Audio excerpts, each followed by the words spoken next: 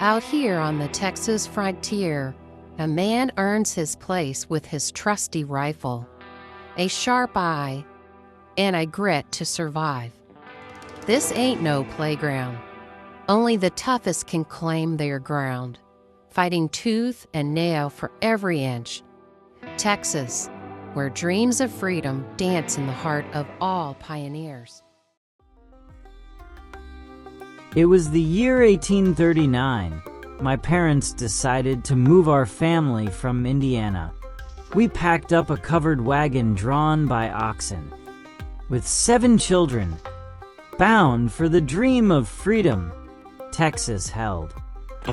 The freedom of owning land, growing what you wanted, and to spread out without fear of bumping into the neighbors. In 1841, we packed up and left Clarksville for the same reason. My pa had set his sights on a place called Pin Hook, what folks now call Paris. It hadn't been established yet. There weren't many who lived in these parts, and to Pa, it seemed to be the right place at the time. Clarksville at that time, it was a thriving, robust town. It was main hub for the educational and agricultural center in the area and had somewhere between 17,000 people living in or around the area. We landed in Lamar County that fall. It wasn't much, not like Clarksville, just scattered settlers trying to carve out a life while keeping one eye on the horizon. The land was wild, untamed, and the Comanches rode in with every light moon, stealing stock and spilling blood. One such raid, we saw a war party round up about 40 head of horses from various neighbors, and that didn't sit right with the men of the settlement. The settlers came together and formed a company of 20 riders, ready to take back what was ours. Captain Henry Stout was the obvious choice to lead this bunch. He was as tough as boot leather, and twice as fearless. He had already fought the Texas Revolution War, and was captured by one Ignacio Perez. He was a frontiersman, and most importantly a Texas Ranger. With the necessary preparations made, we hit the trail, tracking those stolen horses south, straight toward Black Cat Thicket. It was near the headwaters of South Sulphur, 90 miles of hard riding from Paris. Black Cat Thicket is located in Hunt County, and it originally was called this because Chief Black Cat, a Shawnee chief, had settled in the thicket. They tried to make peace with the whites. Later it was known as an outlaw hideout, and deserters from the war, didn't matter which side, the Comanches would try and had made camp there the first night after the raid. Captain Stout knew we'd run him down before another sunset. By dusk, we were so close we could almost smell their campfire. But he decided to wait. With daylight fading, Stout made the call to bed down for the night. It was a cold camp. He didn't want to give the enemy any warning we were as close to them as we were. He said to rest, because a fight was waiting for us in the morning. At first light, we were back in the saddle, hot on their trail. By noon, we crested a ridge and spotted them, camped, resting easy, thinking they were safe. Stout gave the order, and like a bolt of Texas lightning, we charged in. Lead and arrows filled the air, war cries and gunshots, crashing through the trees. The air was electric with tension as I rode, heart pounding like the drum in my chest. I was ordered to trail behind and round up the horses. With the charge and the scrambling of the Indians, it startled the horses, and that alone could get someone killed. I pulled my hat down and pulled up my neckerchief over my mouth and nose. I slapped my rope against my saddle to push the horses back down the ridge we just came over. The clash of steel and the cries of men in battle reverberated down the ridge, but my focus was singular, the wild-eyed horses, trembling at the distant sounds of gunfire and chaos. They were not mere beasts. They were a lifeline to the farmers, a tether between life and death. in this unforgiving land. If I failed to control them, their panic could lead to disaster. I could see the dust swirling above the ridge, like a ghostly apparition. Captain Stout's strategy had been sound, but now the tension was palpable, the air thick with the scent of gunpowder and sweat. My fingers curled tightly around the reins, every muscle in my body coiled like a spring ready to snap. Suddenly, a piercing scream shattered the air. Comanche warrior not much older than I had spotted me. My guess he was charged with the horses too. In an instant, and whizzed went by me. Another flew over my head and took my hat with it. The shock of that clawed at my insides. I cursed under my breath. Do I shoot my rifle, or would that make these horses from bolting? Easy, easy, I shouted, my voice barely rising above the cacophony.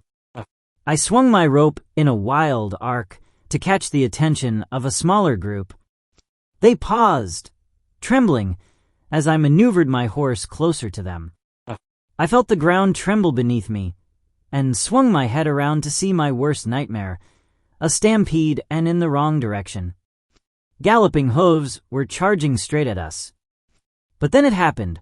A rogue arrow struck my horse, sending him rearing back in agony. I was thrown to the ground, the world spinning as I hit the dirt and rolled to a tree, which probably saved my life. The runaway horses went racing by.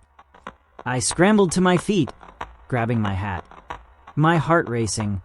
Adrenaline surged through me. I took a step, and a searing pain in my leg made me drop down again. I had twisted my ankle when I got bucked off. I could hear the Comanche war cries growing louder. Panic gripped me. I had to act fast.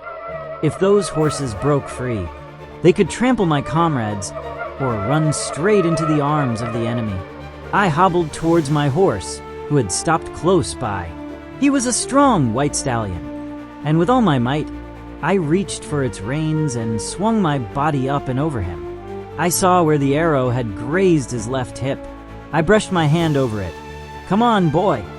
I coaxed, my voice steady despite the chaos. The stallion snorted, nostrils flaring. But then, as if sensing my desperation, he stopped his foot. We've got to get them back.